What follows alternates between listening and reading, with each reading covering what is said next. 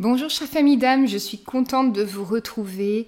On va parler d'un thème hyper présent, bien caché, qui est le sentiment de ne pas être légitime.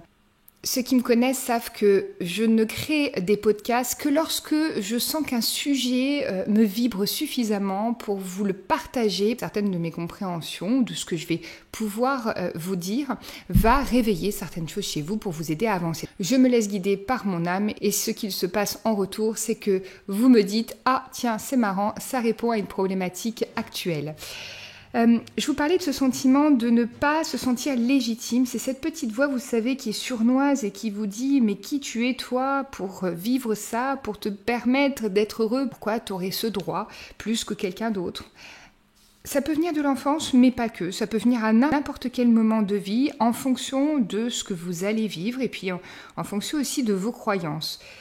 Et ce doute que nous laissons s'installer devient comme une gangrène qui ronge un membre, jusqu'à parfois nous faire abandonner nos projets. C'est ce qu'on appelle finalement l'auto-sabotage, qui est très présent sur le chemin d'une âme en parcours d'éveil. Ça pourrait être une nouvelle blessure, la blessure de non-légitimité. C'est comme une brume persistante qui floute votre vision, qui vous empêche de voir clairement qui vous êtes, votre propre lumière, vos propres capacités. Je vais vous expliquer d'où ça provient et comment le travailler pour s'en libérer. Pourquoi on ne se sent pas légitime? Alors, jusqu'à ce que quelqu'un ou quelque chose nous induise le contraire, quand on s'incarne, on a sa place. Naturellement, chaque âme s'incarne parce qu'elle sait qu'elle a des choses à vivre, à expérimenter. Et puis, à un moment donné, on va vivre par le biais des parents, d'un professeur d'école ou un contexte, en tout cas extérieur, qui va nous faire croire que nous n'avons pas le droit d'exister, peut-être pour certains, d'être heureux pour d'autres. Alors est-ce que c'est une faille de notre être profond, une construction issue du monde dans lequel on vit, ou des croyances qui sont ancrées depuis l'enfance et qui sont transmises par les parents, l'éducation, le modèle qu'on reçoit par la société? En réalité, c'est un peu tout ça. Certains enfants vont avoir ce sentiment de ne pas se sentir à leur place naturellement parce qu'ils se sentent différents des autres enfants, et ça commence en général très tôt, dès que l'enfant est en contact avec d'autres. C'est souvent vécu d'ailleurs dans notre famille d'âme, mais aussi ça peut provenir de parents qui sont défaillants et qui, de par leurs propres blessures, induisent à l'enfant qu'il n'est pas assez ceci ou cela. Ça se voit surtout chez les polarités yin, mais encore, il n'y a pas de généralité à faire. Ça peut intervenir aussi à un moment de l'existence quand il y a une grande souffrance qui va vous faire remettre tout en question et provoquer une phase de perte de confiance qui peut perdurer pendant un moment. Alors, cette blessure, elle peut toucher les deux polarités. D'ailleurs, on parle surtout de l'autosabotage chez le yin, mais en fait, l'autosabotage est juste la conséquence d'un mécanisme de perte de confiance de soi, d'estime de soi. Donc le yang peut tout à fait le vivre. La blessure d'abandon chez la polarité yang, donc chez le chaser, je le rappelle, chaser, runner, en fait, à la fois, on s'en fiche. Le but, c'est de connaître votre polarité parce que c'est ça qui va vous permettre de vous réparer. Donc, va associer, lui, la légitimité de l'amour reçu, comme le fait que si on m'aime, alors j'existe. Cette blessure rend très dépendant, évidemment, de l'extérieur. Et quand le sentiment d'illégitimité est vécu, ça va faire chercher à la personne une validation supplémentaire auprès des autres qui va venir renforcer la valeur qu'il a de lui-même, donc qui va venir renforcer sa confiance en lui. Chez le yin, c'est un peu différent, donc chez celui qui porte la blessure de rejet, lui, quand il va avoir ce sentiment de ne pas être légitime, c'est par rapport au regard des autres qu'il va se dire mais en fait je ne mérite pas ce bonheur, je ne mérite pas de réussir. C'est pas plutôt par rapport au mérite, alors que le yang, ça va plutôt être par rapport au fait de renforcer une validation. J'espère que je me fais comprendre sur la différence entre les deux. Du coup, l'illégitimité chez la polarité yin est plus silencieuse, plus masquée. Elle est sous forme d'auto-effacement. Ne pas se sentir avoir le mérite de vivre les choses. Donc le mécanisme de l'auto-sabotage et de l'illégitimité, c'est un sentiment inconscient, hein, comme une petite voix qui vous murmure et si tu échouais, et si c'était pas pour toi, et pourquoi toi tu vivrais ça et pas quelqu'un d'autre. Ces pensées ne sont pas forcément violentes, hein, elles sont comme des nuages qui traversent notre ciel intérieur, mais peu à peu, elles l'assombrissent par leur fréquence et leur intensité. Et puis, plus on donne de crédit à ces pensées, et plus on reste dans cet immobilisme, une forme de poison doux. Le plus grand piège, c'est qu'on n'en a pas toujours conscience. Et ce n'est même pas une peur qu'on va identifier clairement, c'est une sorte d'ombre diffuse qui nous empêche de prendre ce que le mental considère comme un risque. C'est-à-dire qu'on ne va pas aller se mouiller, comme on dit. Hein. En tout cas, on ne va pas aller jusqu'au bout des choses. Un doute qui se fait presque naturel parce qu'on a appris en plus à vivre avec. Hein. On peut avoir cette conscience que dans la vie, on n'ose pas se lancer. Et en fait, on va en faire une sorte de caractéristique de qui on est, comme un trait de personnalité. Pourquoi c'est subtil ? Parce que chaque fois qu'on va vouloir avancer, on aura cette impression qu'on arrive devant ce mur qui est invisible, ce mur de l'auto-sabotage qui va prendre différentes formes. Hein. La procrastination pour certains, la remise en question excessive pour d'autres, la tendance au repli sur soi, à voir le côté plutôt sombre des situations, c'est pas une faiblesse ou un défaut, hein, c'est plutôt une manière de se protéger du regard des autres, du jugement, mais aussi la peur. Alors on parle souvent de la peur de l'échec. Eh bien moi je vais vous dire que c'est la peur de la réussite, parce qu'on a toujours un certain bénéfice à s'auto-saboter. Ça nous permet de rester dans une zone, non pas de confort, hein, mais d'inconfort. Mais cette zone d'inconfort, on la connaît depuis longtemps, et si on en sort, eh bien on prend le risque finalement de se découvrir autrement, ou de se découvrir d'une autre manière que les autres nous ont toujours décrit. Donc finalement, si on échoue dans ce qu'on fait, c'est parce qu'on cherche justement inconsciemment cet échec pour rester à cette place qu'on a toujours eue. Alors par conséquent, ce n'est pas une peur de l'échec, c'est une peur de la réussite. Donc cette protection qu'on met en place, au lieu de nous libérer, elle nous enferme, c'est une cage dorée. Hein. On se réfugie par peur de l'inconnu, mais en fait cette cage, dites-vous qu'elle finit par devenir plus étouffante que ce que vous vivez réellement. C'est une protection inconsciente, mais qui n'est pas efficace. C'est une forme de peur déguisée en prudence. Mais la vérité, c'est que cette prudence, elle vous empêche d'aller vers ce que vous avez de plus authentique chez vous. Chaque fois que vous choisissez de ne pas avancer, inconsciemment, hein, vous perdez un peu plus de votre essence. En tout cas, vous perdez cette connexion à votre être profond. Et à force de laisser cette peur dicter vos actions, eh bien, vous finissez par oublier qui vous êtes vraiment et vous devenez celui qui est au service de cette peur. Le lien aussi important à faire, c'est avec cette société dans laquelle on vit et qui est ultra comparative. Une société dans laquelle 7 milliards d'individus se comparent à 7 milliards d'individus. C'est quelque chose qui revient très très souvent. Cette pression sociale, vous savez, on vit dans une société qui mesure tout. Si vous n'êtes pas dans la course, si vous n'atteignez pas les objectifs que la société place sur votre chemin, si vous n'êtes pas à la hauteur des objectifs de vos parents, hein, nos parents fixent des objectifs pour nous, vous êtes considéré comme moins valable, moins admirable, moins aimable. Mais cette idée de la légitimité, elle est fondée sur des critères qui sont extérieurs. D'ailleurs, ils n'ont pas lieu d'exister. Aux yeux de qui ? De quoi ? Par rapport à qui ? Par rapport à quoi ? Ce sont des vieux programmes qui n'ont plus lieu d'être.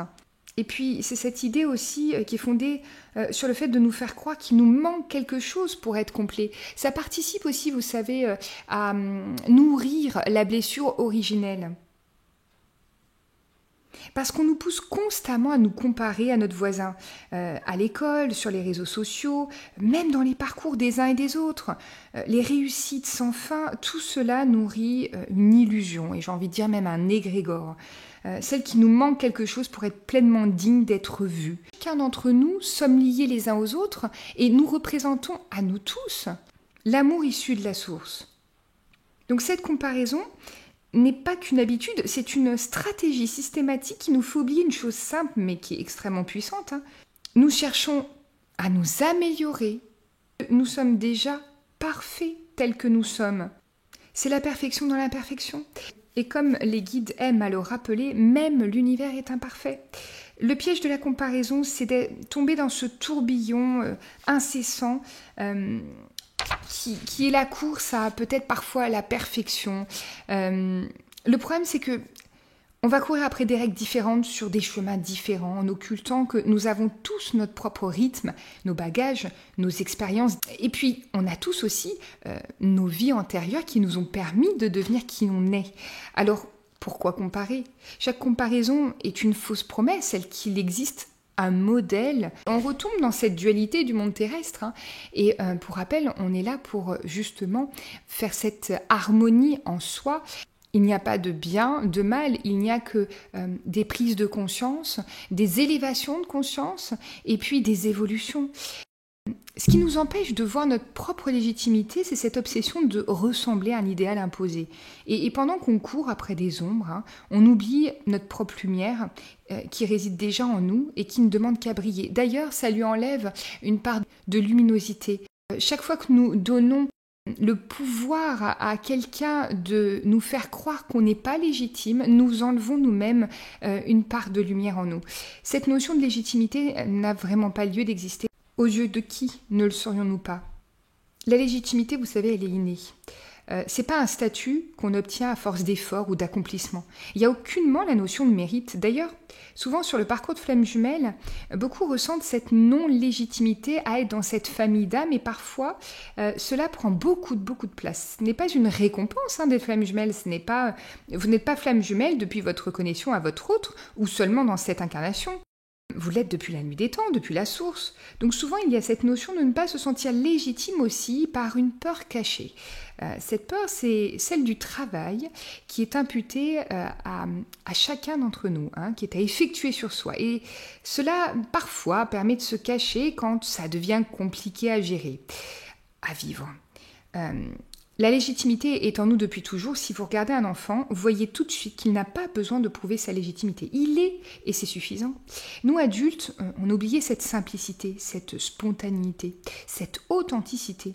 On a oublié que l'existence en soi suffisait pour être légitime. Vous savez, la légitimité, c'est la capacité à dire « je suis ici dans ce monde avec mes qualités, mes imperfections, mes rêves, mes doutes ». Il n'y a pas de prérequis pour être digne de vivre sa vérité. La vérité de chaque être est légitime parce qu'elle existe en lui. Se reconnecter à soi est important dans le sens de reprendre possession de sa propre lumière intérieure. C'est un acte de guérison, vous savez, ce retour à soi. Imaginez que vous ayez un trésor caché en vous, quelque chose de précieux que vous avez toujours eu, mais que vous avez oublié au fur et à mesure du temps. Ce trésor, c'est vous. Vous devez juste vous autoriser à le révéler, à le partager avec le monde, sans vous demander s'il est parfait ou non, s'il a sa place ou non. C'est ça, juste être. La puissance du choix conscient, c'est oser justement se prioriser, se choisir. C'est refuser de se cacher derrière les attentes des autres et se dire « je suis ici pour une raison, je n'ai pas à me justifier, je n'ai pas à prouver quoi que ce soit, je suis suffisant dès le moment où je m'accepte pleinement dans mon expérimentation ». La légitimité n'est pas un statut que l'on décroche, elle n'est pas conditionnée par un diplôme, par un âge, par une reconnaissance extérieure. Elle est là, présente en chacun dès l'instant où l'on existe, dès l'instant où on vous met au monde, dès l'instant où vous vous incarnez. C'est un feu discret, mais qui est constant, qui attend qu'on lui donne l'espace de rayonner. Parce qu'entre chaque incarnation, sachez que vous ne vous posez pas la question à savoir si vous êtes légitime d'être une âme et d'appartenir à la source ou d'être dans l'univers. Vous êtes, et on est tous les uns les autres, un miroir des uns et des autres. Pour l'entendre, il faut parfois faire silence en soi. Ce qui nous empêche de nous sentir légitimes, ce sont aussi notre dévalorisation. Donc le bruit de nos doutes, le tumulte de blessures, la peur d'être rejeté ou incompris, ce sont des mouvements intérieurs qu'on appelle des états d'âme. Et pourtant, l'âme, elle, n'a pas d'état d'âme. L'âme n'est pas dans la réaction. Elle ne connaît ni la comparaison, ni l'impatience, ni la culpabilité. Elle ne se juge pas, elle ne se dévalue pas. Elle observe à travers ce qu'elle expérimente en s'incarnant, elle apprend, elle évolue, mais toujours dans une paix profonde. Et c'est ça qu'on est venu reconnecter en étant incarné, cette partie de conscience en nous qu'on connecte à notre âme pour pouvoir retrouver cette sérénité, ce qu'on appelle souvent d'ailleurs vivre dans le moment présent. Là où l'ego vacille, l'âme reste stable. Là où la personnalité doute, l'âme sait. Revenir à l'âme, c'est revenir à ce point d'équilibre où on n'a plus besoin de se justifier pour exister. C'est là que la légitimité se révèle d'elle-même, non pas comme une permission donnée par le monde, mais comme un droit naturel, une évidence oubliée qu'on reconnaît à nouveau. Chaque moment que vous passez à vous juger, à vous comparer, vous éloigne de votre vérité. C'est le grand piège de l'éveil. Croire qu'on n'est pas prêt, qu'on n'a pas encore trouvé ce que l'on cherche, qu'on n'a pas assez d'expérience. Parfois, on attend d'être parfait pour se lancer. On attend d'être prêt pour recontacter son autre.